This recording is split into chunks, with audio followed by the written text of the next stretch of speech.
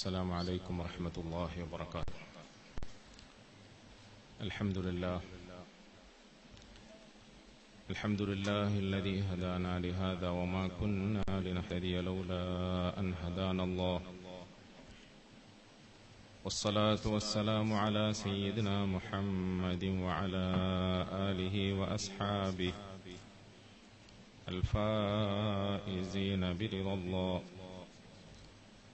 أما بعد، فيا أيها الناس أوصيكم عباد الله ونفسي أولا بتقوى الله، فقد قال الله سبحانه وتعالى: يا أيها الناس اتقوا ربكم الذي خلقكم من نفس واحدة وخلق منها زوجها وبث منهما رجالا كثيرا ونساء، واتقوا الله الذي تساءلون به والأرحام إن الله كان عليكم رقيبا. وقال تعالى: يا أيها الذين آمنوا اتقوا الله وقولوا قولا سديدا يصلح لكم أعمالكم ويغفر لكم ذنوبكم، ومن يطع الله ورسوله فقد فاز فوزا عظيما. صدق الله العظيم. അല്ലാഹു സുബ്ഹാനഹു വതആല അവന്റെ മഹത്തായ അനുഗ്രഹത്തിന്റെ പേരിൽ വളരെ വിശിഷ്ടമായ ഒരു കർമ്മത്തിനും ഒപ്പം ഒരു സംഗമത്തിനും നമ്മെ സാക്ഷികളാക്കുകയാണ്. ഈ പ്രദേശത്ത് പടച്ചവന്റെ അടിയാറുകൾ പരസ്പര സ്നേഹത്തിലും സൗഹാർദ്ദത്തിലും സഹകരണത്തിലും മുഹബ്ബത്തിലുമായി എന്നുമെന്നും കഴിഞ്ഞുകൂടണം എന്ന വലിയ ലക്ഷ്യത്തോടുകൂടി അതിന് പ്രേരകമാകുമാറ്, പ്രചോദനമാകുമാറ് ഒരു സാംസ്കാരിക കേന്ദ്രത്തെ സ്ഥാപിച്ച് സമൂഹത്തിന് സമർപ്പിക്കുന്ന വളരെ സന്തോഷകരമായ മുഹൂർത്തത്തിനാണ് നമ്മൾ സാക്ഷികളാകുന്നത്. ഇവിടെ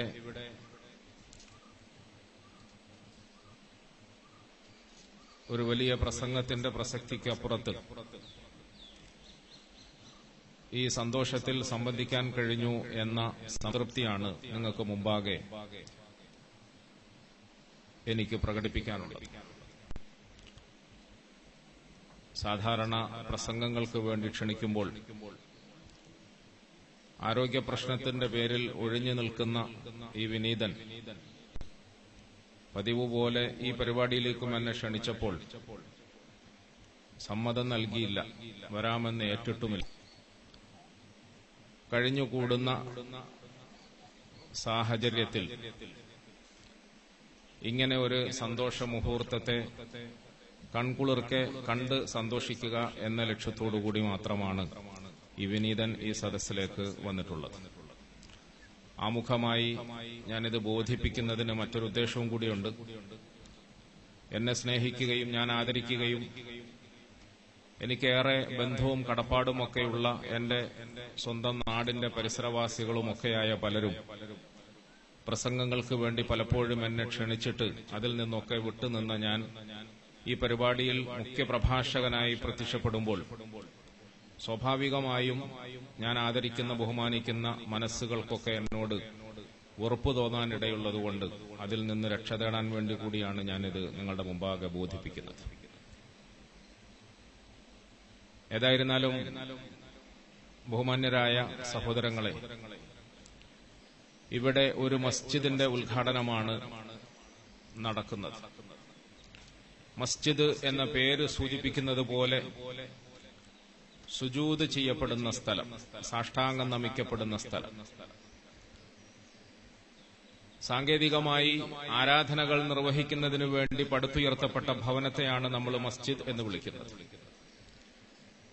എന്നാൽ എനിക്ക് മുമ്പ് ബഹുമാന്യനായ നമ്മളുടെ ഫാദറും സ്വാമിജിയും ഒക്കെ സൂചിപ്പിച്ചതുപോലെ ഈ പദത്തിൽ തന്നെ ഒരു മനുഷ്യത്വത്തിന്റെ മാനവികതയുടെ ചുവയും മാധുര്യവുമുണ്ട്.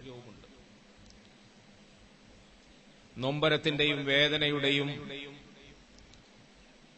അങ്കലാപ്പിന്റെയും അലട്ടലുകളുടെയും ഭാരം തലയിൽ പേറി നടക്കുന്ന അടിയാറുകൾക്ക് ആ വേദനിക്കുന്ന മനസ്സുമായി അവരുടെ ആരാധ്യനും കാരുണ്യവാനുമായ റബ്ബിന്റെ മുമ്പിൽ വന്ന് തലയിലെ ഭാരം ഒന്ന് താഴ്ത്തിവെക്കാനുള്ള പ്രതീക്ഷയുടെ ഭവനം, അതാണ് മസ്ജിദിന്റെ അർത്ഥം.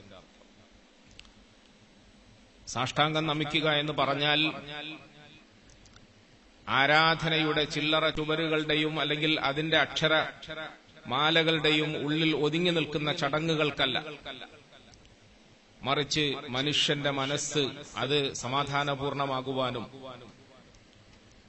ആ മനസ്സിന് ആശ്വാസവും ആനന്ദവും ലഭിക്കുവാനും ആ മനസ്സ് സഹജീവികളോട് സ്നേഹമുള്ളതായി തീരുവാനും ആ മനസ്സു മുഖേന ഭൂമിയിൽ നന്മ വളരുവാനും നന്മയുടെ പാതയിൽ മറ്റുള്ളവരോടൊപ്പം ഒത്തു സഞ്ചരിക്കാനുള്ള മനസ്ഥിതിയും വിശാലതയും സമ്പാദിക്കുവാനുമൊക്കെ ഉതകുന്ന തരത്തിൽ ആരാധനകളിലൂടെ, ഇബാദത്തുകളിലൂടെ, സൽക്കർമ്മങ്ങളിലൂടെ മനുഷ്യനിൽ ഉണ്ടായിത്തീരേണ്ട ഒരു സംസ്കരണം, അതാണ് പരിശുദ്ധ ഇസ്ലാം ആഗ്രഹിക്കുന്നത്. അതുകൊണ്ടാണ് പള്ളിക്ക് മസ്ജിദ് എന്ന് പേര് പറഞ്ഞത്. ഭൂമിയിൽ ആദ്യമായി പണിത് സമൂഹത്തിനു വേണ്ടി സമർപ്പിക്കപ്പെട്ട പള്ളിയെക്കുറിച്ച് പരിശുദ്ധ ഖുർആൻ പരിചയപ്പെടുത്തിയപ്പോൾ ഇന്ന അവ്വല ബൈതിൻ വുദിഅ ലിന്നാസി ലല്ലദീ ബിബക്കത മുബാറകൻ വഹുദൻ ലിൽആലമീൻ ഇന്ന അവ്വല ബൈതിൻ വുദിഅ ലിന്നാസി ലല്ലദീ ബിബക്കത മുബാറകൻ വഹുദൻ ലിൽആലമീൻ. ഭൂമി ലോകത്ത് ആദ്യമായി പടച്ചവനെ ആരാധിക്കുന്നതിന് വേണ്ടി പണിത് പൂർത്തീകരിക്കപ്പെട്ട ഭവനം മക്കയിലുള്ള കഅബാലയമാണ് എന്ന് പറഞ്ഞു.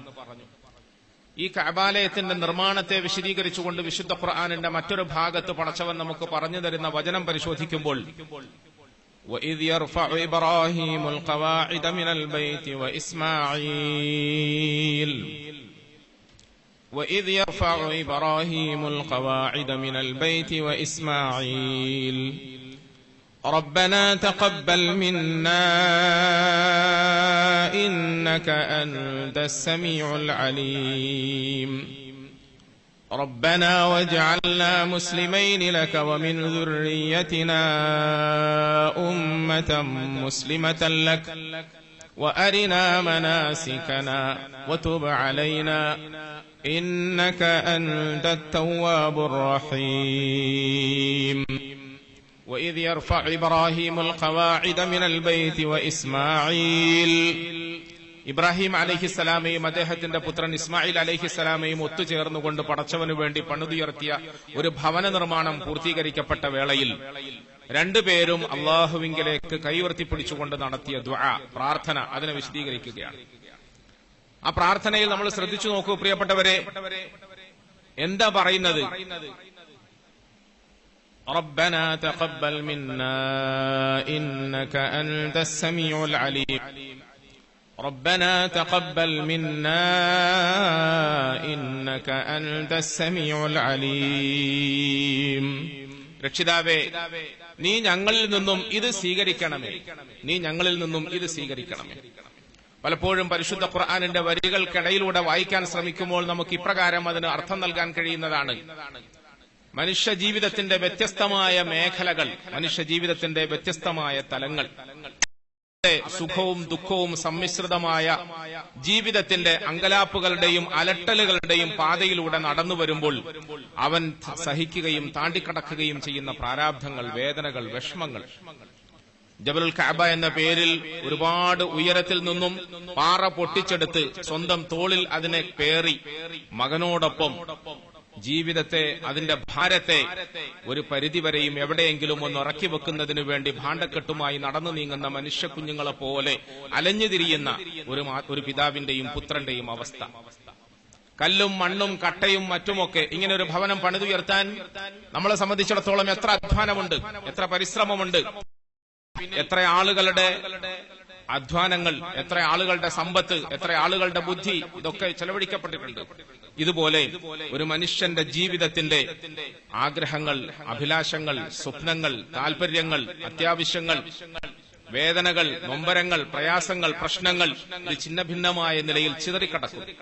അതിനൊക്കെ ഒന്ന് ഒരുക്കൂട്ടുവാൻ, അതിനെ ഒരു കൂടാരം പോലെ പടുത്തുയർത്തുവാൻ, ഒരു ഭവനം പോലെ അതിനെ ഭദ്രമാക്കുവാൻ, വെയിലും മഴയിൽ നിന്നും രക്ഷ പ്രാപിച്ചുകൊണ്ട് അതിന്റെ ഉള്ളിൽ സ്വസ്ഥനായ നിലയിൽ ഒന്ന് സമാധാനപ്പെട്ടിരിക്കുവാൻ അതിനുവേണ്ടിയുള്ള അധ്വാനം, അതാണ് മനുഷ്യ ജീവിതത്തിന്റെ ആത്യന്തികമായിട്ടുള്ള അധ്വാനത്തെ നമുക്ക് കാണാൻ കഴിയുന്ന ഒരു മുഖചിത്രം. ഈ തരത്തിൽ ആ മനുഷ്യന്റെ അധ്വാനം, അവന്റെ പരിശ്രമം, അവന്റെ കഠിന പ്രയത്നം ഇതൊക്കെ പൂർത്തീകരിക്കപ്പെട്ട് ഒരു സമാധാനം നൽകുന്ന ഗേഹത്തിന്റെ കൂരയുടെ കുടിലിന്റെ രൂപം പ്രാപിച്ചപ്പോൾ റബ്ബനാ തഖബ്ബൽ മിന്നാ ഇന്നക അൻതസ് സമീഉൽ അലീം, പടച്ചവനെ നീ ഞങ്ങളിൽ നിന്നും ഇത് സ്വീകരിക്കണമേ എന്ന് ദുആ ചെയ്തു. നീ ഞങ്ങളിൽ നിന്നും ഇത് സ്വീകരിക്കണം. ഞങ്ങളുടെ അധ്വാനവും ഞങ്ങളുടെ പരിശ്രമവും ഞങ്ങളാൽ കഴിയുന്നത് പോലെയൊക്കെ ഞങ്ങൾ സമർപ്പിച്ചിട്ടുണ്ട്. ഇനി വേണ്ടത് ഇതിന്റെ ലക്ഷ്യത്തെ പൂർത്തീകരിക്കുകയും അതിന്റെ ഗുണത്തെ സമൂഹത്തിനും ഞങ്ങൾക്കും സമ്മാനിക്കുകയും ചെയ്യുന്ന തരത്തിൽ അതിന് നിന്റെ ഭാഗത്തുള്ള സ്വീകാര്യത ലഭിക്കേണ്ടതുണ്ട്, നിന്റെ ഭാഗത്തുള്ള അംഗീകാരം ലഭിക്കേണ്ടതുണ്ട്. ഇനി അതാണ് വേണ്ടത്. റബ്ബേ നീ ഞങ്ങൾക്കത് നൽകണമേ എന്ന പ്രാർത്ഥന. പ്രിയപ്പെട്ടവരെ, ആ പരിശുദ്ധ വാക്യത്തോടൊപ്പം അല്ലാഹു പ്രയോഗിച്ചിരിക്കുന്ന വചനം നമ്മൾ ശ്രദ്ധിക്കൂ. ഇന്നക അൻതസ് സമീഉൽ അലീം, ഇന്നക അൻതസ് സമീഉൽ അലീം. നിശ്ചയമായും നീ കേൾക്കുന്നവനാണ്, നീ അറിയുന്നവനുമാണ്. നീ കേൾക്കുന്നവനാണ്, നീ അറിയുന്നവനും. അവിടെയാണ് മസ്ജിദ് എന്ന് പറയുന്നത് കേവലം ആരാധനയ്ക്ക് വേണ്ടി മാത്രം പടുത്തുയർത്തപ്പെട്ട ഭവനമല്ല, മറിച്ച് മനുഷ്യ മനസ്സുകൾക്ക് ആശ്വാസം പകരുവാനും സമാധാനം പകരുവാനും അവരുടെ വേദനകളും ബുദ്ധിമുട്ടുകളും പ്രാരാബ്ദങ്ങളും അല്ലലുകളും അവരുടെ കണ്ണുനീരുമൊക്കെ റബ്ബിന്റെ മുമ്പിൽ കൊണ്ടുവന്ന് സമർപ്പിക്കുവാനും ആ ഭാണ്ഡക്കെട്ട്, ഭാരം നൽകുന്ന ശിരസ്, തല, അതൊന്ന് അവന്റെ മുമ്പിൽ നമിക്കുവാനുമുള്ള ഇടമായിട്ടാണ് പടച്ചവൻ ഈ ഭവനത്തെ പരിചയപ്പെടുത്തുന്നത് എന്ന് നമുക്ക് ബോധ്യം. റബ്ബനാ തഖബ്ബൽ മിന്നാ ഇന്നക അൻതസ് സമീഉൽ അലീം. സമൂഹത്തിലെ ആളുകൾ എന്നെ കാണുന്നത് എന്റെ വെളുത്ത വസ്ത്രത്തെയാണ്, അവരെന്നെ കാണുന്നത് എന്റെ തലപ്പാവിനെയും ധാടിയെയുമാണ്, അവരെന്നെ കാണുന്നത് എന്റെ പ്രഭാഷണത്തെയും എന്റെ വാഗ്ധോരണിയെയുമാണ്. എന്നാൽ ഇന്നക അൻതസ് സമീഉൽ അലീം, ഇന്നക അൻതസ് സമീഉൽ അലീം. ആരും കാണാതെ, ആരും അറിയാതെ എന്റെ ഉള്ളിന്റെ ഉള്ളിൽ ഞാൻ ഒളിപ്പിച്ചു വെക്കുകയും കൊണ്ടു നടക്കുകയും ചെയ്യുന്ന 1000 വേദനകളുണ്ട്, 1000 വേദനകൾ. ആ വേദനകൾ സമീആയ നീ മാത്രമേ കേൾക്കുന്നുള്ളൂ പടച്ചവനെ, അത് നീ മാത്രമേ കേൾക്കുന്നുള്ളൂ. എന്റെ വേദനകളും എന്റെ ദുഃഖങ്ങളും പറഞ്ഞാൽ കേൾക്കാൻ പോലും ഇന്നത്തെ കാലത്ത് ആളുകൾക്ക് സാധിക്കില്ല. ആരും അതിന് സന്നദ്ധത പ്രകടിപ്പിക്കാറില്ല. എന്റെ ദുഃഖങ്ങൾ കേൾക്കാൻ ഇവിടെ ആരുമില്ല, എന്റെ വേദനകൾ കേൾക്കാൻ ആരുമില്ല, എന്റെ വിഷമങ്ങളും പ്രയാസങ്ങളും പ്രാരാബ്ദങ്ങളും ഒന്ന് കേൾക്കാൻ പോലും ഇന്നത്തെ സമൂഹത്തിൽ ആളുകളില്ല. ഈ സാഹചര്യത്തിൽ റബ്ബേ എന്റെ ഉള്ളിന്റെ ഉള്ളിൽ എന്നെ അലട്ടുന്ന വേദനകൾ സമീആയ നീ അത് നന്നായി കേൾക്കുന്നു എന്ന് എനിക്കറിയാം. അലീമുൻ, നീ ഇതൊക്കെ നന്നായി അറിയുന്നവനുമാണ്. ഞാൻ പറയാതെ തന്നെ നീ അറിയുന്നു. അതുകൊണ്ട് എന്റെ വേദനകളെയും വിഷമങ്ങളെയും നന്നായി കേൾക്കുന്നവനും നന്നായി അറിയുന്നവനുമായ രക്ഷിതാവിന്റെ മുമ്പിൽ ആശ്വാസത്തിന് വേണ്ടി, സമാധാനത്തിന് വേണ്ടി എന്റെ ശിരസ്സൊന്ന് നമിക്കാനുള്ള ഇടമായിട്ടാണ് ഈ പള്ളിയെ ഞാൻ കണക്കാക്കുന്നത് എന്ന് പടച്ചവൻ നമുക്ക് പരിചയപ്പെടുത്തി തരുന്നു. പ്രിയപ്പെട്ടവരെ, 2ാമത്തെ വചനത്തിൽ ഇപ്രകാരം ഒരു പള്ളിയുടെ, ഭവനത്തിന്റെ, ആശ്രയ കേന്ദ്രത്തിന്റെ, ഒരു അഭയ കേന്ദ്രത്തിന്റെ, സാംസ്കാരിക ഗേഹത്തിന്റെ പണി പൂർത്തീകരിക്കപ്പെടുകയും അത് സമൂഹത്തിന് സമർപ്പിക്കപ്പെടുകയും ചെയ്യുന്ന ഔപചാരികമായ കർമ്മം നിർവഹിക്കപ്പെട്ടു കഴിഞ്ഞാൽ ഇനി ഈ പരിസര പ്രദേശത്തെ ജനവിഭാഗത്തിന്റെ ഉത്തരവാദിത്തങ്ങൾ എന്താണ്, അവരുടെ കർമ്മപഥം എന്താകണം, അവരുടെ ജീവിത രീതി എന്താകണം, ഈ ഭവനത്തെയും സാംസ്കാരിക ഗേഹത്തെയും ചിട്ടപ്പെടുത്തിയ അല്ലെങ്കിൽ അതിനെ അടിസ്ഥാനപ്പെടുത്തിക്കൊണ്ട് ഈ പരിസര പ്രദേശത്തെ ജനവിഭാഗത്തിന്റെ ജീവിത രീതി എന്താകണം. റബ്ബനാ وجعلنا مسلمين لك ومن ذريتنا أمة مسلمة لك ربنا وجعلنا مسلمين لك ومن ذريتنا أمة مسلمة لك وأرنا مناسكنا وتب علينا إنك أنت التواب الرحيم.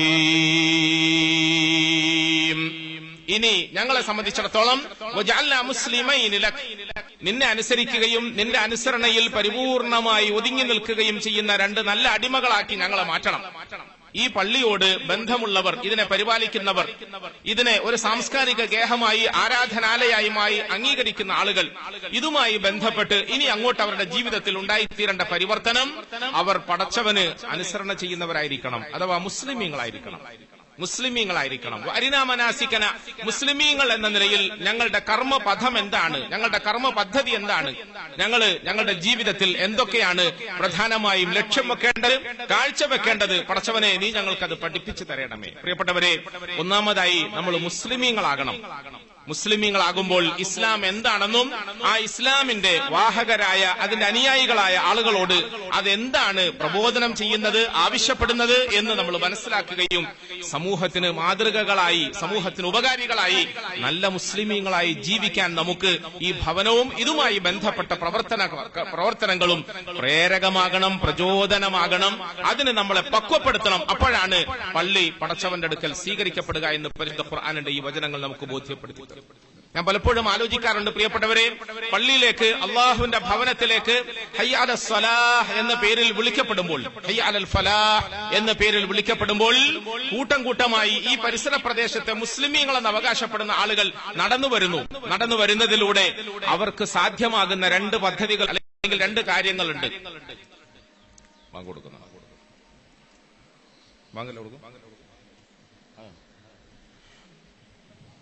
കൊടുക്കുന്നുണ്ടോ?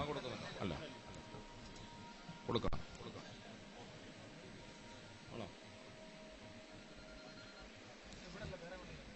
രണ്ട് കാര്യങ്ങളുണ്ട്.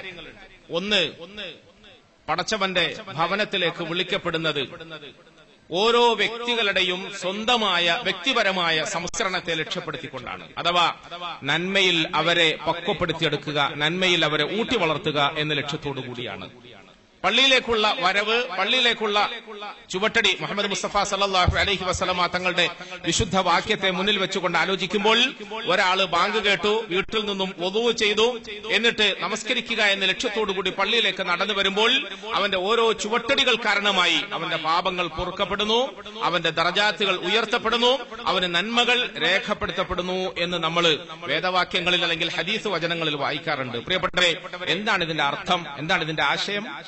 ഒരു ദിവസത്തിൽ 5 നേരം പ്രായോഗികമായ നിലയിൽ ഈ ഭവനത്തിന്റെ പരിസരവാസികളായ മനുഷ്യരെ സംസ്കരിച്ചെടുക്കുന്നതിന് വേണ്ടി, പരിശുദ്ധപ്പെടുത്തുന്നതിന് വേണ്ടി, അവരുടെ ജീവിതത്തെ അടിമുടി നന്മയിൽ അധിഷ്ഠിതമായി വാർത്തെടുക്കുന്നതിനും വളർത്തിയെടുക്കുന്നതിനും വേണ്ടിയിട്ടുള്ള ഒരു കർമ്മ പദ്ധതിയിലേക്ക് അവരെ ക്ഷണിക്കുന്നു. അതാണ് നന്മ എന്ന് ഉദ്ദേശിക്കുന്നത്. ആ നന്മയിലൂടെ നമ്മളെ മനുഷ്യരാക്കി തീർക്കുവാനും നമ്മളെ ഉത്തമന്മാരായ മുസ്ലിമീങ്ങളാക്കി തീർക്കുവാനും അള്ളാഹു ഉദ്ദേശിക്കുന്നത്. രണ്ടാമതായി നമ്മൾ വിളിക്കപ്പെടുന്നത് പടച്ചവന്റെ ഭവനത്തിലേക്കാണ്. പടച്ചവന്റെ ഭവനത്തിലേക്ക് വിളിക്കപ്പെടുന്ന ഈ വിളിയാളം കേട്ടിട്ട് അതിന് ഉത്തരം നൽകി അതിനായി വിളിക്കപ്പെട്ട സ്ഥലത്ത് പോയി അത് നിർവഹിക്കാത്തവനെ സംബന്ധിച്ചിടത്തോളം അവന്റെ കാതിൽ ഈയമൊഴുക്കി ഒതുക്കുന്നതാണ് നല്ലത് എന്നൊരു ഹദീസ് വചനത്തിൽ നമ്മൾ കേട്ടിട്ടുണ്ട്. എന്ന് പറഞ്ഞാൽ എന്താണ് അതിലൂടെ ഉദ്ദേശിക്കപ്പെടുന്നത്? പ്രിയപ്പെട്ടവരെ, ബാങ്ക് വിളിയിലൂടെ അല്ലെങ്കിൽ പള്ളിയിലേക്കുള്ള ആരാധനയിലേക്കുള്ള ക്ഷണത്തിലൂടെ മനുഷ്യ വിഭാഗത്തെ വ്യക്തിപരമായ നിലയിൽ അടിമുടി സംസ്കരിച്ച് ശുദ്ധരാക്കിയെടുക്കാൻ ഉദ്ദേശിക്കുന്നതിനോടൊപ്പം അവര് ഇവിടെ ഒത്തുകൂടുമ്പോൾ അവർക്കിടയിൽ ഒരുമയുണ്ടാകണം. ഈ നന്മയും ആ നന്മയിലെ ഒരുമയും നമ്മുടെ നാടിന്റെ തനിമയായി മാറണം. അതാണ് ഇസ്ലാം ഉദ്ദേശിക്കുന്ന ഏറ്റവും വലിയ സംസ്കൃതി. അതാണ് സംസ്കരണ പദ്ധതി. ഈ പ്രദേശവാസികളെ സംബന്ധിച്ചിടത്തോളം ഒരു പള്ളി നിർമ്മിതമായി, ആ പള്ളിയിൽ ആരാധനകൾ കൃത്യമായി നടത്തപ്പെട്ടു. ആ ആരാധനയിലൂടെയും ഇബാദത്തുകളിലൂടെയും ആരാധ്യനായ രക്ഷിതാവിന്റെ പ്രീതിയും പൊരുത്തവും നേടിക്കൊണ്ടുള്ള, പരലോകത്തിന്റെ മോക്ഷവും മോചനവും നേടിക്കൊണ്ടുള്ള ഒരു ലക്ഷ്യം മാത്രമല്ല, മറിച്ച് അക്ഷരാർത്ഥത്തിൽ ഈ തരത്തിൽ നമ്മളെ സാംസ്കാരികമായ നിലയിൽ, ധാർമ്മികമായ നിലയിൽ പരിശുദ്ധപ്പെടുത്തിയെടുക്കുന്നതിന് വേണ്ടിയിട്ടുള്ള പ്രായോഗികമായ ഒരു പ്രക്രിയ. ആ പ്രക്രിയയിൽ നമ്മൾ വിജയിക്കുമ്പോൾ മുഹമ്മദ് മുസ്തഫ സല്ലല്ലാഹു അലൈഹി വസല്ലമ തങ്ങൾ പറഞ്ഞില്ലേ, ഒരാള് അവന്റെ വീട്ടിന്റെ മുമ്പിലൂടെ ഒഴുകുന്ന നദിയിൽ ദിവസവും 5 നേരം കുളിച്ചാൽ അവന്റെ ശരീരത്തിൽ ഒരഴുക്കും ബാക്കി ഉണ്ടാവില്ല. ഈ ഹദീസ് വചനങ്ങളൊന്നും നമ്മളൊരു വേദവാക്യം പോലെ കേൾക്കരുത്. അതിന്റെ അർത്ഥതലങ്ങളെയും ആശയങ്ങളെയും പ്രായോഗിക ഭാഷയിൽ പഠിക്കുകയും അതിന്റെ ധാർമ്മിക വശത്തെ ഉൾക്കൊള്ളുകയും ചെയ്യാൻ ശ്രമിക്കണം. പ്രിയപ്പെട്ടവരെ, ഒഴുകുന്ന വെള്ളത്തിൽ, ശുദ്ധമായ ജലത്തിൽ 5 നേരം കുളിക്കുന്ന ഒരു മനുഷ്യനെ സംബന്ധിച്ചിടത്തോളം അവന്റെ ബാഹ്യ ശരീരത്തിൽ അഴുക്കുകൾ അവശേഷിക്കാത്തതുപോലെ പടച്ചവന്റെ ഭവനത്തിലേക്ക് ഭക്തിയോടുകൂടി വരുന്ന ഒരു മനുഷ്യനെ സംബന്ധിച്ചിടത്തോളം അവന്റെ നാവ്, അവന്റെ മനസ്സ്, അവന്റെ ചിന്തകൾ, അവന്റെ ബുദ്ധി, അവന്റെ ശ്രമങ്ങൾ, നീക്കങ്ങൾ, അനക്കം, അടക്കം, ഇതൊക്കെ പരിപൂർണമായും മാനവിക മൂല്യമുള്ളതായി തീരും, മനുഷ്യത്വത്തിന്റെ ചവയുള്ളതായി തീരും, ജനങ്ങൾക്ക് ഉപകാരപ്രദമായി തീരും. അതുകൊണ്ടാണ് മുഹമ്മദ് മുസ്തഫ സല്ലല്ലാഹു അലൈഹി വസല്ലമ തങ്ങൾക്ക് പടച്ചവൻ അവതരിപ്പിച്ച വിശുദ്ധ വാക്യത്തിൽ ഇന്ന സ്വലാത്ത തൻഹാ അനിൽ ഫഹ്ശാഇ വൽ മുൻകർ ഇന്ന സ്വലാത്ത തൻഹാ അനിൽ ഫഹ്ശാഇ വൽ മുൻകർ, നിശ്ചയമായും നമസ്കാരം നിന്ദ്യവും നികൃഷ്ടവുമായ എല്ലാ ദുഷിച്ച കർമ്മങ്ങളിൽ നിന്നും മനുഷ്യരെ തടുത്തു നിർത്തുക തന്നെ ചെയ്യും. 5 നേരം പള്ളിയിലേക്ക് വരുമ്പോൾ നമ്മൾ മുൻകൈ കഴുകുന്നു, വായു കൊപ്പിളിക്കുന്നു, മൂക്കിൽ വെള്ളം കയറ്റി ചീറ്റുന്നു, മുഖം കഴുകുന്നു, കൈ കഴുകുന്നു. നമ്മളൊക്കെ പഠിച്ചിട്ടുണ്ട്. ഇസ്ലാമിക ആചാരങ്ങളുടെയും ആരാധനകളുടെയും ആന്തരികമായ സത്തയെ സംബന്ധിച്ച് വിശദീകരിക്കുന്ന ഇടങ്ങളിൽ ബാഹ്യമായ നിലയിൽ നമ്മൾ വായു കഴുകുമ്പോൾ, മുഖം കഴുകുമ്പോൾ, കൈ കഴുകുമ്പോൾ അഴുക്കല്ല നമ്മൾ കഴുകി വൃത്തിയാക്കുന്നത്, മറിച്ച് നമ്മുടെ സ്വഭാവത്തിൽ വന്നുപോയ ദൂഷ്യങ്ങളാണ്, നമ്മുടെ പെരുമാറ്റത്തിലൂടെ വന്നുപോയ കറകളാണ്. നാവുകൊണ്ട് നമ്മൾ പറയാൻ പാടില്ലാത്ത വർത്തമാനങ്ങൾ പറഞ്ഞു പോയിട്ടുണ്ടെങ്കിൽ, ആ വർത്തമാനത്തിന്റെ പേരിൽ സമൂഹത്തിന് എന്തെങ്കിലും ദുഷിപ്പോ ദോഷമോ സംഭവിച്ചു പോയിട്ടുണ്ടെങ്കിൽ അത്തരം അഴുക്കുകളെയും കറകളെയും കഴുകി വൃത്തിയാക്കാനാണ് നമ്മളോട് പടച്ചവൻ ഈ തരത്തിൽ ഒരു ആരാധനയെ നിയമമാക്കിയത്. അപ്രകാരം രക്ഷിതാവിന് മുമ്പിൽ നമ്മൾ വന്നു നിന്ന് കൈകെട്ടി അവനോട് ദുആ ഇരക്കുമ്പോൾ, പ്രാർത്ഥിക്കുമ്പോൾ, ആരാധന അർപ്പിക്കുമ്പോൾ, പ്രിയപ്പെട്ടവരെ, മനുഷ്യ സമൂഹത്തിന് നൽകുന്ന ഒരു വലിയ ബോധമുണ്ട്, ഒരു വലിയ ചിന്തയുണ്ട്. എന്താണ് ആ ചിന്ത? ഒറ്റ വാക്കിൽ പറഞ്ഞാൽ, മനുഷ്യനെ സംബന്ധിച്ചിടത്തോളം അവന്റെ ജീവിതത്തിൽ 2 നൃത്തമുണ്ട്. ഒന്ന്, ഭൂമിയിൽ സ്ഥിരമായി പടച്ചവന്റെ മുമ്പിൽ 5 നേരവും പതിവായി നിൽക്കുന്ന നമസ്കാരത്തിലെ നൃത്തം. മറ്റൊന്ന്, ഇതേ മനുഷ്യൻ നാളെ പരലോകത്ത് പടച്ചവന്റെ സന്നിധിയിൽ ഉയർത്തെഴുന്നേൽപ്പിന് വിധേയനാക്കപ്പെടുമ്പോൾ അവന്റെ മുമ്പിൽ കൈകെട്ടി നിൽക്കുന്ന ഒരു നൃത്തം. അഥവാ ഭൂമി ലോകത്ത് 5 നേരവും കൃത്യമായി എന്റെ പടച്ചവന്റെ മുമ്പിൽ വന്നു നിൽക്കുന്ന ഒരടിയാന്റെ മനസ്സിൽ നാളെ പരലോകത്ത് ഇപ്രകാരം നിൽക്കേണ്ടി വരും എന്ന ഒരു ഉത്തമ ബോധമുണ്ടെങ്കിൽ, പ്രിയപ്പെട്ടവരെ, ആ ബോധത്തോടുകൂടി ജീവിക്കാൻ കഴിയുന്ന മനുഷ്യനെ സംബന്ധിച്ചിടത്തോളം അവന്റെ വായിൽ നിന്നും അനാവശ്യം പുറത്തേക്ക് വരികയില്ല. അവന്റെ കയ്യിൽ നിന്നും ആഭാസങ്ങളോ അധർമ്മങ്ങളോ ഒരിക്കലും അനുഭവപ്പെടേണ്ടി വരികയില്ല സമൂഹത്തിന്. അവനിൽ നിന്നും ആർക്കും ഒരു ഉപദ്രവവും സഹിക്കേണ്ടി വരികയില്ല. അതുകൊണ്ട് തന്നെയാണ് ഒരു നല്ല മുസ്ലിം ആരാണെന്ന് അന്വേഷിച്ചപ്പോൾ, എന്താണ് ഇസ്ലാമിന്റെ ഭംഗി എന്ന് അന്വേഷിച്ചപ്പോൾ മുഹമ്മദ് മുസ്തഫ സല്ലല്ലാഹു അലൈഹി വസല്ലമ തങ്ങൾ പറഞ്ഞു, അയ്യുൽ ഇസ്ലാമി അഫ്ളൽ, ഏതാണ് ഏറ്റവും ഉത്കൃഷ്ടമായ ഇസ്ലാം, നല്ല മുസ്ലിം ആരാണ്? മുഹമ്മദ് മുസ്തഫ സല്ലല്ലാഹു അലൈഹി വസല്ലമ തങ്ങൾ അതിന് നൽകിയ മറുപടി, അൽ മുസ്ലിമൂൻ മൻ സലിമൽ മുസ്ലിമൂന മിൻ ലിസാനിഹി വയദി, ഏതൊരു മനുഷ്യന്റെ വായിൽ നിന്നും അവന്റെ കൈകാലുകളിൽ നിന്നും മറ്റു മനുഷ്യരൊക്കെ സുരക്ഷിതരായോ അവനാണ് നല്ല മുസ്ലിം. അവനാണ് നല്ല മുസ്ലിം. നല്ല മുസ്ലിമാരാണ്. നല്ല മുസ്ലിമാരാണ് പ്രിയപ്പെട്ടവരെ. നല്ല മുസ്ലിം എന്ന് പറഞ്ഞാൽ അവന്റെ കൈകാലുകളിൽ നിന്നും വായിൽ നിന്നും മറ്റുള്ളവർക്ക് ഉപദ്രവം ഉണ്ടാകരുത്, മറ്റുള്ളവർക്ക് ഉപകാരം മാത്രമേ ഉണ്ടാകാവൂ.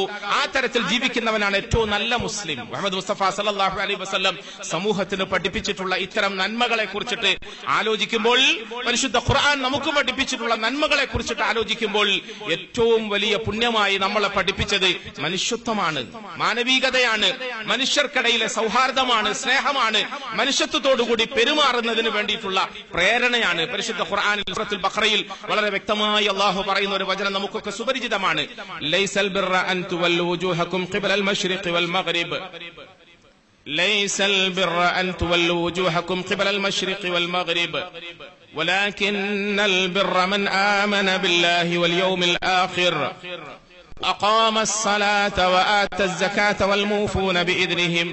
അള്ളാഹു പറയുന്നു, ലൈസൽ ബിർറ അൻ തുവല്ലു വജൂഹകും ഖിബലൽ മശ്രിഖി വൽ മഗ്രിബ്, നിങ്ങളുടെ മുഖത്തെ കിഴക്കോട്ടോ പടിഞ്ഞാറോട്ടോ തിരിച്ചു നിർത്തുക, അതല്ല പുണ്യം എന്ന് പറഞ്ഞാൽ കേവലാർത്ഥത്തിലുള്ള ബാഹ്യമായ ആരാധനയുടെ രൂപത്തിൽ എന്തെങ്കിലുമൊക്കെ കാട്ടിക്കൂട്ടുന്ന ചേഷ്ടകൾക്കല്ല പുണ്യം എന്ന് പറയുന്നത്. നന്മ എന്ന് പറയുന്നത്, നന്മ എന്ന് പറഞ്ഞാൽ അവന്റെ മനസ്സിലുണ്ടാകേണ്ട നല്ല വിശ്വാസം, അവന്റെ മനസ്സിലുണ്ടാകേണ്ട നല്ല ചിന്തകൾ, അവന്റെ മനസ്സിലുണ്ടാകേണ്ട നല്ല വിചാരങ്ങൾ, ആ വിചാരത്തോടൊപ്പം അവനിൽ നിന്നും നിർഗളിക്കേണ്ട നല്ല പ്രവർത്തനങ്ങൾ, നല്ല പ്രവർത്തനങ്ങൾ. ആ നല്ല പ്രവർത്തനത്തെ സംബന്ധിച്ചിട്ട് പറയുമ്പോഴൊക്കെ, പറയുന്ന ഇടങ്ങളിലൊക്കെ മറ്റുള്ളവർക്ക് ഉപകാരം ചെയ്യുക, മറ്റുള്ളവർക്ക് കൊടുക്കുക, മറ്റുള്ളവരോട് നന്മയിൽ വർത്തിക്കുക, മറ്റുള്ളവരുമായി നല്ല ബന്ധം പുലർത്തുക, അവനാണ് യഥാർത്ഥത്തിൽ പുണ്യവാളൻ. പരിശുദ്ധ ഖുർആൻ വളരെ വ്യക്തമായി നമുക്ക് പഠിപ്പിച്ചു തന്നിട്ടുണ്ട്.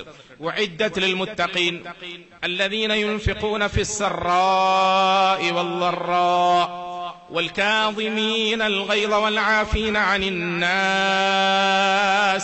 എവിടെയൊക്കെ നന്മയെ സംബന്ധിച്ചിട്ട് വിശദീകരിക്കുന്ന വിശുദ്ധ വാക്യത്തെ നമുക്ക് പരിചയപ്പെടാൻ കഴിയുമ്പോഴും അവിടെയൊക്കെ പടച്ചവൻ പറയുന്നത് സാധാരണ ബാഹ്യമായ അർത്ഥത്തിലുള്ള ആരാധനകളല്ല, മറിച്ച് ആ ആരാധനകളിലൂടെ ആർജിച്ചെടുക്കുന്ന ആത്മീയമായ സത്തയിൽ നിന്നും ഊരിത്തിരിഞ്ഞു വരുന്ന മാനവിക മൂല്യത്തെയാണ്, മനുഷ്യത്വപരമായ പെരുമാറ്റ രീതിയെയും സൗഹൃദ രീതിയെയുമാണ് അല്ലാഹു തആല ഉദ്ദേശിക്കുന്നത്.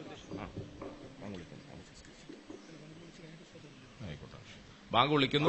അധികം നീട്ടാനില്ല. പ്രിയപ്പെട്ടവരെ, രണ്ട് വിഷയങ്ങളാണ് നമ്മൾ പറഞ്ഞത്. ഒന്ന്, പള്ളിയിലേക്ക് ക്ഷണിക്കപ്പെടുമ്പോൾ മനുഷ്യൻ വ്യക്തിപരമായി അതിലൂടെ സംസ്കരിക്കപ്പെടുക എന്ന് പടച്ചവൻ ലക്ഷ്യമാക്കിയതിന്റെ വിശദാംശങ്ങൾ. നമ്മൾ അനുഷ്ഠിക്കുന്ന ഓരോ ആരാധനകളിലും, വുളൂ മുതൽക്ക് തുടങ്ങിയ ഓരോ കർമ്മങ്ങളിലും അതിന്റെ പ്രേരണയായി, ശ്രേഷ്ഠതയായി പറഞ്ഞു വെച്ച റസൂൽ സല്ലല്ലാഹു അലൈഹി വസല്ലമ തങ്ങളുടെ വിവിധങ്ങളായ വചനങ്ങളിലും നമുക്ക് കാണാൻ കഴിയുന്ന ആശയം അതാണ്. രണ്ടാമത്തേത്, ഈ ഇബാദത്തിനായി, ആരാധനയ്ക്കായി ഒത്തുകൂടുന്ന പള്ളിയിലൂടെ നമുക്കിടയിൽ ഉണ്ടായിത്തീരേണ്ട ഒരുമ. പള്ളിയിൽ നമസ്കാരത്തിന് വേണ്ടി, ഇബാദത്തിന് വേണ്ടി ഒത്തുകൂടുമ്പോൾ നമ്മളുടെ തോളോട് ചേർത്ത് വെക്കാൻ പഠിപ്പിച്ചു നമ്മുടെ നേതാവ്. അങ്ങനെ തോളും ചേർത്ത് വെക്കുന്നത് നിങ്ങളുടെ കൽബുകൾ പരസ്പരം അടുക്കുന്നതിന് വേണ്ടിയിട്ടാണെന്നും പഠിപ്പിച്ചു. നമസ്കാരം എന്ന ഈ വിശുദ്ധ കർമ്മത്തെ നിർവഹിച്ചു പൂർത്തിയാക്കി അതിൽ നിന്നും വിരമിക്കുമ്പോൾ, അതിന് വിരാമം കുറിക്കുമ്പോൾ അസ്സലാമു അലൈക്കും എന്ന് വലതുഭാഗത്തേക്കും അസ്സലാമു അലൈക്കും എന്ന് ഇടതുഭാഗത്തേക്കും തിരിഞ്ഞുകൊണ്ട് നമ്മളുടെ സുഹൃത്തിന്റെ, ഉറ്റവന്റെ, ഉടയവന്റെ, അരികിലിരിക്കുന്നവന്റെ സമാധാനത്തെ സംബന്ധിച്ചിട്ടും അവന്റെ വേദനയെ സംബന്ധിച്ചിട്ടും സാധിക്കുമെങ്കിൽ അവനെ സ്വാന്തനപ്പെടുത്തുന്നതിന്റെ ആവശ്യകതയെ സംബന്ധിച്ചിട്ടും ഉത്ഭുതരാകും. അസ്സലാമു അലൈക്കും വറഹ്മത്തുള്ളാഹ്, അസ്സലാമു അലൈക്കും വറഹ്മത്തുള്ളാഹ്. പ്രിയപ്പെട്ടവരെ, നമ്മൾ ആരാധനകളിലും ഇബാദത്തുകളിലും മറ്റേതെങ്കിലും കർമ്മങ്ങളിലുമായി മിമ്പർ മെഹ്റാബുകളിലോ പള്ളി മദ്രസകളിലോ അത്തരം ഏതെങ്കിലും ആത്മീയമായ ശാലകളിലോ ഒതുങ്ങേണ്ടവരല്ല. നമ്മൾ മനുഷ്യന്റെ വേദന അറിയേണ്ടവരാണ്, നൊമ്പരങ്ങൾ അറിയേണ്ടവരാണ്, അവരുടെ ആവശ്യങ്ങളെയും സ്വപ്നങ്ങളെയും അറിയേണ്ടവരാണ്. അതൊക്കെ അറിഞ്ഞ് അതിനെ പൂർത്തീകരിക്കുന്നതിന് വേണ്ടി നമ്മളാൽ കഴിയുന്നത് പോലെ ശ്രമിക്കേണ്ടവരാണ്, അധ്വാനിക്കേണ്ടവരാണ്. അതിന് പ്രായോഗികമായ നിലയിൽ നമ്മളെ പക്വപ്പെടുത്തുകയും നമ്മളെ തയ്യാറാക്കുകയും അതിന് നാം സന്നദ്ധരാണ്, തയ്യാറാണ് എന്ന് പരസ്യമായ നിലയിൽ പ്രഖ്യാപിക്കുകയും പ്രതിജ്ഞ എടുപ്പിക്കുകയും ചെയ്യുന്നതിന് വേണ്ടിയിട്ടുള്ള ഒരു ബാഹ്യമായ കർമ്മമാണ്, അല്ലെങ്കിൽ പ്രായോഗികമായ നടപടിക്രമമാണ് പള്ളിയിൽ നിർവഹിക്കപ്പെടുന്ന ഇബാദത്തുകളും ആരാധനകളും ഒക്കെ. സ്വാഭാവികമായി നേരത്തെ ഓതിയ ആയത്തുകളുടെയും ഹദീസുകളുടെയും ഒക്കെ അടിസ്ഥാനത്തിൽ ആലോചിക്കുമ്പോൾ ഈ ആരാധനാ കർമ്മങ്ങൾക്ക് വേണ്ടി നമ്മൾ വന്നുകൂടുന്ന ഈ ഭവനത്തിൽ നിന്നും അതുമായി ബന്ധപ്പെട്ട സംസ്കരണ പദ്ധതികളുടെ ശുചീകരണ പ്രക്രിയകൾ കഴിഞ്ഞ് പുറത്തേക്കിറങ്ങിയാൽ ഒരിക്കലും നമ്മളിൽ നിന്നും അനാവശ്യങ്ങൾ സംഭവിച്ചുകൂടാ, നമ്മളിൽ നിന്നും ഒരിക്കലും ആഭാസങ്ങൾ സംഭവിച്ചുകൂടാ, നമ്മളിൽ നിന്നും ഒരിക്കലും എടുത്തുചാട്ടമുണ്ടാകരുത്, നമ്മളിൽ നിന്നും മനുഷ്യകുലത്തിന് ഉപദ്രവമുണ്ടാകുന്ന ദോഷകരമായ ഒരു വാക്കുപോലും ഉണ്ടാകരുത്, ഒരു പ്രവൃത്തി പോലും ഉണ്ടാകരുത്. നമ്മളിൽ നിന്നും ആളുകൾക്ക് നന്മയല്ലാതെ മറ്റൊന്നും അനുഭവിക്കാനുള്ള അവസരം നമ്മൾ ഉണ്ടാക്കരുത്. പ്രിയപ്പെട്ടവരെ, മുഹമ്മദ് മുസ്തഫ സല്ലല്ലാഹു അലൈഹി വസല്ലമ തങ്ങളുടെയും തങ്ങളുടെ സഹാബത്തിന്റെയും ജീവിത രീതിയിലൂടെ, തങ്ങളുടെ മാതൃകയിലൂടെ സമൂഹം അനുഭവിക്കുകയും അറിയുകയും ചെയ്ത ഇസ്ലാമിന്റെ മാഹാത്മ്യം അതാണ്. ഇസ്ലാമിന്റെയും മുസ്ലിമീങ്ങളുടെയും പ്രൗഢിയും അവരുടെ യശസ്സും ഭൂമി ലോകത്ത് അന്നും ഇന്നും ഉയർന്നു നിൽക്കുന്നത് അവരുടെ പെരുമാറ്റത്തിന്റെയും സ്വഭാവ ശൈലിയുടെയും അവരുടെ ജനങ്ങളുമായുള്ള ബന്ധത്തിന്റെയും നന്മയാണ്. ആ നന്മയാണ് ഈ പ്രദേശത്ത് പരസ്യമായ നിലയിൽ പ്രതിജ്ഞയുടെ രൂപത്തിൽ സമൂഹത്തിന്റെ മുമ്പിൽ പ്രഖ്യാപിക്കാൻ വേണ്ടി നമ്മൾ ഈ വേദിയും ഈ ഭവനവും ഒക്കെ അതിന്റെ കേന്ദ്രമായി തെരഞ്ഞെടുത്തിരിക്കുന്നത്. നമുക്ക് വേണ്ടത് നന്മയാണ്, ആ നന്മയുടെ വളർച്ചയാണ്, നന്മയുടെ വ്യാപനമാണ്, ആ നന്മ എല്ലാവരിലേക്കും എത്തിക്കാൻ വേണ്ടിയിട്ടുള്ള ആത്മാർത്ഥമായ അധ്വാനമാണ്, ആ നന്മയിൽ ഒരുമിക്കാനുള്ള സന്മനസ്സാണ്, വിശാല മനസ്ഥിതിയാണ്. നന്മയ്ക്ക് വേണ്ടി നിങ്ങൾ നന്മയ്ക്ക് വേണ്ടി ഒരുമിക്കുക, നന്മയ്ക്ക് വേണ്ടി ഒരുമിക്കുക. നന്മ എന്ന് പറയുമ്പോൾ അതിന്റെ നിർവചനത്തിൽ മനുഷ്യരുടെ മുഴുവൻ നന്മയെയും ഉൾക്കൊള്ളിച്ചു വിശുദ്ധ ഖുർആൻ, ഹദീസ്. അതിന്റെ വിശദാംശങ്ങളിലേക്കൊന്നും ഞാൻ കടക്കുന്നില്ല. നന്മയ്ക്ക് ഒരിക്കലും നമ്മൾ കുടുസായ മാനകൾ നൽകരുത്. അത് അനുഭവിക്കുന്നവർക്കും നൽകുന്നവർക്കും കുടുസായ വ്യാഖ്യാനങ്ങൾ നൽകരുത്, അല്ലെങ്കിൽ അർത്ഥപരിമിതികൾ നൽകരുത്. അത് മുഹമ്മദ് മുസ്തഫ സല്ലല്ലാഹു അലൈഹി വസല്ലമ തങ്ങളെക്കുറിച്ച് നമ്മൾ പറഞ്ഞിട്ടുള്ളത്, പഠിച്ചിട്ടുള്ളത് വമാ അർസൽനാക ഇല്ലാ റഹ്മത്തൽ ലിൽ ആലമീൻ ആണ്. വമാ അർസൽനാക ഇല്ലാ റഹ്മത്തൽ ലിൽ ആലമീൻ. പരിധികളില്ലാതെ, അതിർവരമ്പുകളില്ലാതെ ശത്രു സമൂഹത്തിന് പോലും നന്മ ചെയ്ത് ശീലിക്കുകയും അത് നമുക്ക് പാഠമാക്കി തരികയും ചെയ്ത പ്രവാചകർ ശ്രേഷ്ഠർ മുഹമ്മദ് മുസ്തഫ സല്ലല്ലാഹു അലൈഹി വസല്ലം. അങ്ങനെ നന്മ എന്താണെന്ന് അറിയുക, ആ നന്മ വളർത്താൻ വേണ്ടിയിട്ടുള്ള അധ്വാനത്തിൽ നമ്മൾ പങ്കാളികളാവുക, അതിൽ ഒരുമയുണ്ടാക്കാൻ ശ്രമിക്കുക. അതാണ് നമ്മളുടെ ഇന്നത്തെ ഈ സമ്മേളനത്തിന്റെ പ്രമേയമായി നമ്മൾ തെരഞ്ഞെടുത്തിരിക്കുന്നത്. പ്രിയപ്പെട്ടവരെ, മുഹമ്മദ് മുസ്തഫ സല്ലല്ലാഹു അലൈഹി വസല്ലമ തങ്ങളുടെയും അനുയായികളുടെയും സംഭവങ്ങളും ചരിത്രങ്ങളും ഒക്കെ നമുക്ക് നൽകുന്ന ഏറ്റവും ഉത്കൃഷ്ടമായ പാഠം അതാണ്. മദീനത്തെ മസ്ജിദുൻ നബവി അത് കേന്ദ്രമായി ലോകത്ത് പരന്നൊഴുകിയ സമാധാനത്തിന്റെ സന്ദേശത്തെ ആത്മാർത്ഥമായ നിലയിൽ വിലയിരുത്തുവാൻ നമ്മൾ ശ്രമിക്കുകയും അതിനെ മനുഷ്യത്വപരമായ രൂപത്തിൽ സമീപിച്ച് പഠിക്കാൻ ശ്രമിക്കുകയും ചെയ്യുമ്പോൾ നമുക്ക് ബോധ്യപ്പെടുന്ന ഒരു ഉത്തമമായ സത്യമുണ്ട്. ലോകത്ത് പരിശുദ്ധ ഇസ്ലാം ഈ കോലത്തിൽ വ്യാപിച്ചത്, പരിശുദ്ധ ഇസ്ലാം ഈ കോലത്തിൽ വളർന്നത്, പരിശുദ്ധ ഇസ്ലാം ലോക മനസ്സിൽ അംഗീകരിക്കുകയും ഏറ്റെടുക്കുകയും ചെയ്തത് അന്നത്തെ മദീനത്തെ മസ്ജിദുൻ നബവിയുടെ അന്തരീക്ഷത്തിൽ വളർന്നു വന്ന സഹാബത്തിന്റെ സംഘം അവരുടെ ജീവിതത്തിൽ ആക്കിയ സ്വഭാവത്തിന്റെയും പെരുമാറ്റ രീതിയുടെയും സൽഫലത്തിന്റെ അടിസ്ഥാനത്തിലായിരുന്നു. നമ്മൾ സാധാരണ എന്നെ ഇവിടെ വന്ന് ഇവിടുത്തെ പ്രമേയത്തെ സംബന്ധിച്ചിട്ടൊക്കെ കേട്ടപ്പോൾ മനസ്സുകൊണ്ട് സദസ്സിലിരുന്ന് ആലോചിച്ച ഒരു സംഗതിയുണ്ട്. മുഹമ്മദ് മുസ്തഫ സല്ലല്ലാഹു അലൈഹി വസല്ലമ തങ്ങളുടെയും തങ്ങളുടെ സഹാബത്തിന്റെയും ആകെയുള്ള ജീവിതത്തെ പരിശോധനയ്ക്ക് വിധേയമാക്കിയാൽ അവരുടെ അധ്വാനം, അവരുടെ പരിശ്രമം നന്മ വളർത്തുക എന്ന ലക്ഷ്യത്തോടു കൂടിയായിരുന്നു. അത് മാത്രമായിരുന്നില്ല, ആ നന്മയിൽ ഒരുമ വളർത്തുക എന്ന ലക്ഷ്യത്തോടു കൂടിയുമായിരുന്നു. നമ്മൾ സാധാരണഗതിയിൽ സ്ഥിരമായി കേൾക്കുന്ന ചില സംഭവങ്ങളുണ്ട്. ഒരാൾക്ക് അയാളുടെ പട്ടിണിയുടെ കൊടുമ്പിരിക്കൊള്ളുന്ന സാഹചര്യത്തിൽ വീട്ടിലേക്ക് ഒരു ആട്ടിൻതല ഹദിയായി ലഭിച്ചു, സമ്മാനമായി ലഭിച്ചു. ഈ ആട്ടിൻതല തനിക്ക് ലഭിച്ചപ്പോൾ അദ്ദേഹം ആലോചിച്ചു, എന്റെ വിശപ്പിന്റെ കാഠിന്യതയിൽ ഈ ആട്ടിൻതല ഞാൻ ഭക്ഷിക്കുന്നതിന് പകരം എന്റെ തൊട്ടടുത്ത അയൽവാസി ഒരുപക്ഷെ എന്നെക്കാൾ കൂടുതൽ ആവശ്യക്കാരനായിരിക്കാം, അവന് നൽകാം എന്ന് വിചാരിക്കുന്നു. അദ്ദേഹം തൊട്ടടുത്ത അയൽവാസിക്ക് കൊടുക്കുന്നു. അദ്ദേഹം വലിയ ആവശ്യക്കാരനാണ്, തിന്നാൻ വേണ്ടിയിട്ട് മുമ്പിൽ എടുത്തു വെക്കുമ്പോൾ എന്നെക്കാൾ കൂടുതൽ ആവശ്യക്കാരൻ തൊട്ടടുത്ത അയൽവാസി ആയിരിക്കൂലേ എന്ന് ചിന്തിച്ചുകൊണ്ട് അദ്ദേഹം അടുത്ത വീട്ടുകാരന് കൊടുക്കുന്നു. വീണ്ടും അദ്ദേഹം അതുപോലെ ആലോചിക്കുകയും അടുത്ത അയൽവാസിക്ക് കൊടുക്കുന്നു. ഏകദേശം ഇങ്ങനെ ആ ആട്ടിൻതല കറങ്ങി ആദ്യം കൊടുത്തത് ഏത് വീട്ടുകാരനായിരുന്നോ അയാളുടെ വീട്ടിലേക്ക് എത്തുന്നു. നന്മയിൽ ഒരുമ എന്ന ഈ വാക്ക് നമ്മൾ പ്രാവർത്തിക പദത്തിൽ ആലോചിക്കുമ്പോൾ പ്രിയപ്പെട്ടവരെ, മദീനത്തെ മസ്ജിദുൻ നബവിയുടെയും അവിടുന്ന് പഠിച്ചു വളർന്ന വിദ്യാസമ്പന്നരായ സംസ്കൃതരായ സഹാബത്തിന്റെ ജീവിതത്തോടെയും നമുക്ക് കാണാൻ കഴിയുന്ന ഇങ്ങനത്തെ 1000 ഉദാഹരണങ്ങളുണ്ട്. ഈ നന്മ എന്നെക്കാൾ ആവശ്യക്കാരൻ അയൽവാസിയാണ്, എന്നെക്കാൾ ആവശ്യക്കാരൻ തൊട്ടടുത്ത് കിടക്കുന്നവനാണ്. നമ്മൾ യർമൂക്കിന്റെ യുദ്ധരണാങ്കണത്തിൽ ഷഹാദത്തിന്റെ വക്കിൽ മരണത്തോട് മല്ലടിച്ച് ജീവൻ പണയം വെച്ച് പെടയുന്ന മനുഷ്യന് ദാഹപരവേശനായി ഒരു ഉറക്ക് വെള്ളം കൊടുക്കുമ്പോൾ അടുത്തു കിടക്കുന്നവരിലേക്ക് ആംഗ്യം കാണിച്ചു എന്ന് പറയാറില്ലേ?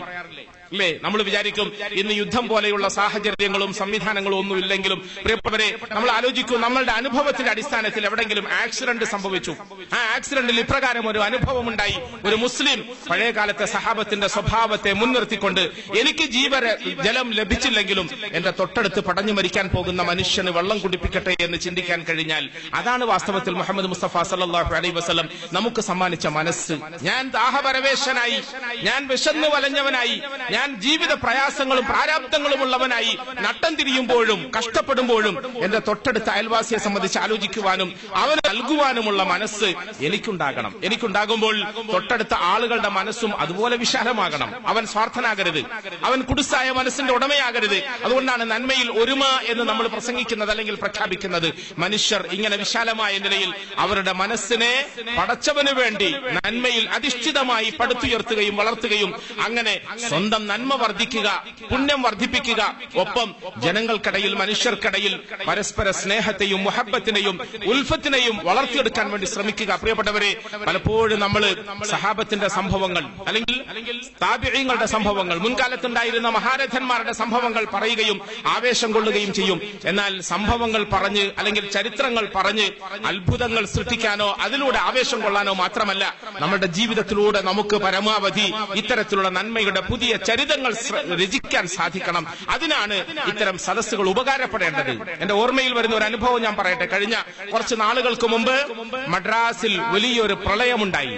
വെള്ളപ്പൊക്കം, മഴയുടെ കടുപ്പം മുഖേന നമ്മളെയൊക്കെ ഞെട്ടിക്കുകയും നമ്മളുടെ തൊട്ട അടുത്ത ഓർമ്മയിൽ എന്നും സൂക്ഷിക്കുകയും ചെയ്യുന്ന ഭീകരമായ അന്തരീക്ഷം. അവിടെ സമ്പന്നന്മാരായ ആളുകൾ, ഭരണാധികാരികളായ ആളുകൾ, വലിയ വലിയ ബുദ്ധിശാലികൾ, അവരൊക്കെ പടച്ചവന്റെ ഭാഗത്ത് നിന്ന് വന്ന ഈ വെള്ളപ്പൊക്കത്തിൽ നട്ടം തിരിഞ്ഞു, ഒരു രക്ഷയുമില്ലാതെയായി. ഈ സാഹചര്യത്തിൽ നിങ്ങൾ അറിയുമോ, അനുഭവത്തിന്റെ അടിസ്ഥാനത്തിൽ മുഹമ്മദ് മുസ്തഫ സല്ലല്ലാഹു അലൈഹി വസല്ലമ തങ്ങളുടെ പരിശുദ്ധ അനുയായികൾക്ക് അല്പം ഒരു അവസരം ലഭിച്ചപ്പോൾ അവർ നന്നായി പെരുമാറി. ഒരു അനുഭവം. അവിടുത്തെ മുസ്ലിം വിരുദ്ധരായ, മുസ്ലിം വിരോധികളായ ചില ആളുകൾ ഒരു പ്രൊപ്പഗണ്ട പ്രഖ്യാപിച്ചു, ഒരു ദുഷ്പ്രചരണം നടത്തി. എന്താ ദുഷ്പ്രചരണം എന്ന് പറഞ്ഞാൽ, വെള്ളപ്പൊക്കത്തിന്റെ കെടുതിയിൽപ്പെട്ട് വീടും കൂടും ഫ്ളാറ്റും മറ്റുമൊക്കെ വെള്ളത്തിൽ മുങ്ങിപ്പോയ ആളുകൾക്ക് നിക്കക്കള്ളിയില്ല, കുടിക്കാൻ വെള്ളമില്ല, വെളിച്ചമില്ല, കരണ്ടില്ല, ഭക്ഷണമില്ല, ഒരു സാഹചര്യവുമില്ല, ഒരു സഹായത്തിനുള്ള വകുപ്പുമില്ല. ഭരണകൂടം പരാജയപ്പെട്ടു, എല്ലാവരുടെ സമ്പത്തും അസ്ഥിരപ്പെട്ടു, ഒന്നും ഉപകാരപ്പെടുന്നില്ല.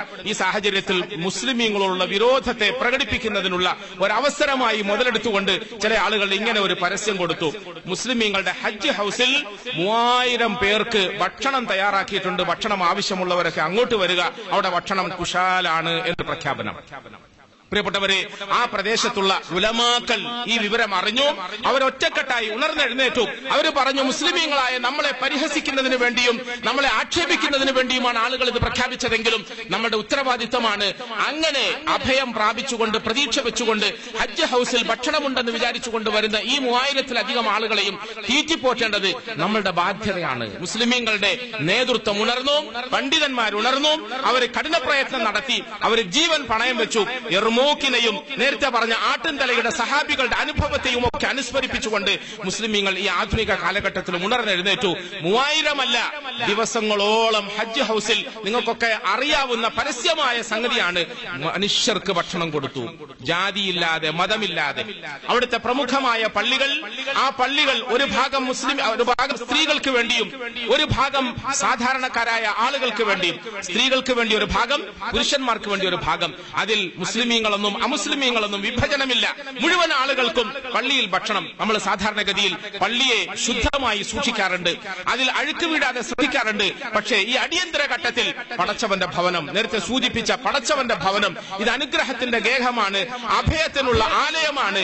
ഇവിടെ ഈ പള്ളിയുടെ ഉള്ളിൽ ഭക്ഷണം പാകം ചെയ്തു, നാട്ടുകാരായ മുഴുവൻ ആളുകൾക്കും വിതരണം ചെയ്തു. പ്രിയപ്പെട്ടവരെ, ഒരനുഭവം കൂടി പറയാം.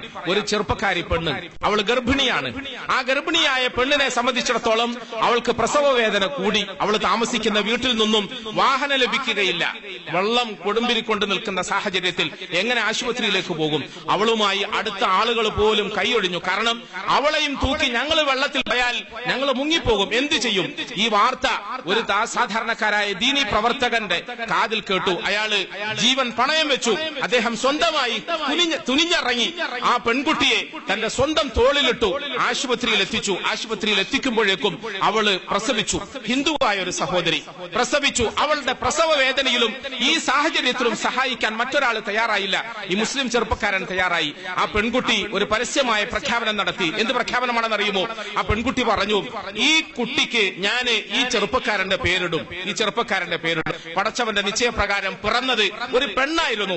അവള് പറഞ്ഞു, പെണ്ണാണെങ്കിലും വേണ്ടില്ല, ആണായി ഒരാളെ മാത്രമേ ഞാൻ ഈ മദ്രാസ് സിറ്റിയിൽ കണ്ടിട്ടുള്ളൂ. പടച്ചവന് വേണ്ടി എന്നെ സഹായിക്കാൻ തയ്യാറായ ഈ ആണായ മനുഷ്യന്റെ ചെറുപ്പക്കാരന്റെ പേര് പെണ്ണായി പറഞ്ഞ എന്റെ കുഞ്ഞിന് ഞാൻ വെക്കുന്നു എന്ന് അവൾ പറഞ്ഞു, പ്രഖ്യാപിച്ചു. അപ്പോൾ മുസ്ലിം മനസ്സിന്റെ വിശാലത നമ്മൾ നോക്കൂ. ആ ചെറുപ്പക്കാരൻ പറഞ്ഞു, അങ്ങനെയാണെങ്കിൽ പടച്ചവന്റെ പേരിൽ നീ എന്നെ സ്നേഹിച്ചപ്പോൾ ഈ പെൺകുട്ടി വളർന്നു വലുതായി, അവളുടെ വിദ്യാഭ്യാസം, അവളുടെ വിവാഹം, ഇനി അങ്ങോട്ടുള്ള മുഴുവൻ സംഗതികളും പടച്ചവന്റെ പേരിൽ ഞാൻ ഏറ്റെടുക്കുന്നു എന്ന് പ്രഖ്യാപിക്കുന്നു. പ്രിയപ്പെട്ടവരെ, ഞാൻ ആലോചിക്കുന്നു, ഒരു നന്മയിൽ ഒരുമ, നാടിന്റെ തനുമ എന്ന പ്രഖ്യാപനത്തിലൂടെ നമുക്ക് സമൂഹത്തിന്റെ മുമ്പിൽ സമർപ്പിക്കാനുള്ള ഉപമകളും ഉദാഹരണങ്ങളും മസ്ജിദുൻ നബവിയുടെയും അതിൽ വളർന്നു വന്ന സഹാബത്തിന്റേതുമാണ്.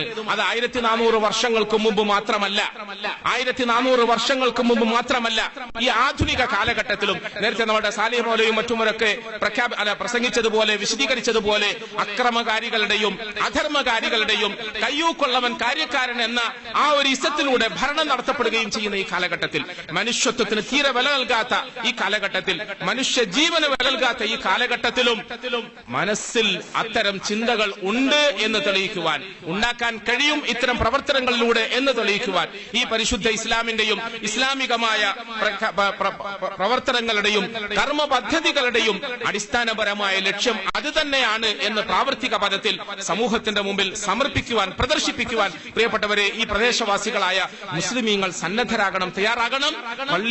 പള്ളിയുമായി ബന്ധപ്പെട്ട അമലുകളിലൂടെ, ഇബാദത്തുകളിലൂടെ അള്ളാഹുവിനെ അനുസരിക്കാനുള്ള, അവന്റെ നിയമങ്ങൾക്ക് വഴിപ്പെടുവാനുള്ള, അവന്റെ നല്ല അടിമയാണ് എന്ന സ്വയം തിരിച്ചറിവിനുള്ള അവസരത്തെ നമ്മൾ ഉണ്ടാക്കിയെടുക്കണം. അതിനോടൊപ്പം എന്നോടൊപ്പം ജീവിക്കുന്ന എന്റെ സമസൃഷ്ടികളോട്, എന്റെ സഹജീവികളോട്, എന്റെ സഹോദരങ്ങളോട് മതമില്ലാതെ, ജാതിയില്ലാതെ എന്റെ ഹബീബ് സല്ലല്ലാഹു അലൈഹി വസല്ലം എന്നെ പഠിപ്പിച്ചതുപോലെ, റസൂൽ സല്ലല്ലാഹു അലൈഹി വസല്ലം തങ്ങൾ പഠിപ്പിച്ച സാഹോദര്യത്തിൽ, നബി തങ്ങൾ സല്ലല്ലാഹു അലൈഹി വസല്ലം പഠിപ്പിച്ച സഹജീവി സ്നേഹത്തിൽ ഒരിക്കലും മതത്തിന്റെയും ജാതിയുടെയും ഇസ്സത്തിന്റെയും ഒരു മതിൽക്കെട്ടുകളും ഉണ്ടായിരുന്നില്ല. അത് നമ്മൾ കേവലം പ്രസംഗിക്കാൻ വേണ്ടി മാത്രം ഉപയോഗപ്പെടുത്തുന്നതല്ല. മുസ്ലിമീങ്ങളായ നമ്മളെ സംബന്ധിച്ചിടത്തോളം നമ്മളെ ആക്രമിക്കാൻ വരുന്നവനോട്, നമ്മളുടെ നേരെ ക്രൂരമ്പുകൾ പ്രയോഗിക്കുന്നവരോട് പോലും ഈ തരത്തിൽ സ്നേഹമയമായ നിലയിൽ പെരുമാറുവാനുള്ള ശീലം, അല്ലെങ്കിൽ അതിന്റെ പാരമ്പര്യവും പൈതൃകവും നമുക്കുണ്ട്. മുഹമ്മദ് മുസ്തഫ സല്ലല്ലാഹു അലൈഹി വസല്ലം അത്തരം പെരുമാറ്റങ്ങളിലൂടെയാണ് ലോകരെ കീഴടക്കിയത്, ലോകരെ തങ്ങളുടെ കാൽക്കീഴിലേക്ക് കൊണ്ടുവന്നത്. ആ ഒരു പ്രവർത്തന പാരമ്പര്യത്തെ ആവർത്തിക്കുവാൻ, നിലനിർത്തുവാൻ സമുദായം തയ്യാറാകണം, സമൂഹം ഉണരണം, നമ്മുടെ നാടിന്റെ തനിമ അതായി മാറണം, ലോകം നമ്മളെ മാതൃകയാക്കണം. അള്ളാഹു എനിക്ക് നിങ്ങൾക്ക് നല്ല തൗഫീഖ് തരുമാറാകട്ടെ. പ്രിയപ്പെട്ടവരെ, ഏറ്റവും ഏറെ നമ്മളുടെ മനസ്സിനെ വേദനിപ്പിക്കുകയും നൊമ്പരപ്പെടുത്തുകയും ചെയ്യുന്ന കേരളീയ സാഹചര്യം, ഇന്ത്യൻ സാഹചര്യം, ലോക സാഹചര്യം, അതൊക്കെയാണല്ലോ നമ്മൾ പരിശോധിക്കുമ്പോൾ എന്നെ പോലത്തെ പ്രാസംഗികന്മാർക്ക് വാചാലമായി പറയാനുള്ള വിഭവങ്ങൾ. നമ്മുടെ കേരളീയ സാഹചര്യത്തിൽ, ഇന്ത്യൻ സാഹചര്യത്തിൽ അല്ല, ലോക സാഹചര്യത്തിൽ മുസ്ലിമീങ്ങൾ ഭീതിജനകമായ ഒരു സാഹചര്യത്തിലൂടെയും അന്തരീക്ഷത്തിലൂടെയുമാണ് നീങ്ങിക്കൊണ്ടിരിക്കുന്നത്. ഇതിൽ ആത്മാർത്ഥമായ ഉണർവ്, തിരിച്ചറിവ് നമുക്കുണ്ടാകണം. ആത്യന്തികമായി ആരാധ്യനായ അള്ളാഹുവിലേക്ക് നമ്മുടെ മനസ്സും നമ്മുടെ ചിന്തയും തിരിയണം. അള്ളാഹുവിനെ മുറുകെ പിടിക്കണം. ഒപ്പം ആ അള്ളാഹുവിന്റെ നല്ല അടിമകളായി നമ്മൾ പരസ്പരം നമ്മുടെ കൈ കോർത്ത് പിടിക്കണം. അള്ളാഹുവിനെ മുറുകെ പിടിക്കണം. ആ മുറുകെ പിടിക്കുന്ന അടിയാറുകൾ പരസ്പരം അവരുടെ കൈ കോർത്ത് പിടിക്കണം. പ്രിയപ്പെട്ടവരെ, ആരാധനയിലും ഇബാദത്തുകളിലും അത്തരത്തിലുള്ള സൽക്കർമ്മങ്ങളിലും നമ്മൾ ശുദ്ധരായിരിക്കണം, മുൻപന്തിയിലായിരിക്കണം. സ്നേഹത്തിലും പരസ്പര ബന്ധത്തിലും നമ്മൾ ഏറ്റവും ഉന്നതന്മാരായിരിക്കണം. അതുകൊണ്ട് പടച്ചവനെ മുറുകെ പിടിക്കുക, പടപ്പുകൾക്കിടയിൽ പരസ്പര ബന്ധത്തെ ഊട്ടി ഉറപ്പിക്കുക, നന്മ വളർത്തുക, ആ നന്മയിൽ ഒരുമയുണ്ടാക്കാൻ ശ്രമിക്കുക. നന്മയിൽ ഒരുമ അതാകട്ടെ നമ്മളുടെയും നമ്മുടെ നാട്ടിന്റെയും തനിമ. അള്ളാഹു നമ്മളെ അനുഗ്രഹിക്കുമാറാകട്ടെ. വആഖിറു ദഅവാന അനിൽ ഹംദുലില്ലാഹി റബ്ബിൽ ആലമീൻ. അസ്സലാമു അലൈക്കും വറഹ്മത്തുള്ളാഹി വബറകാതുഹു.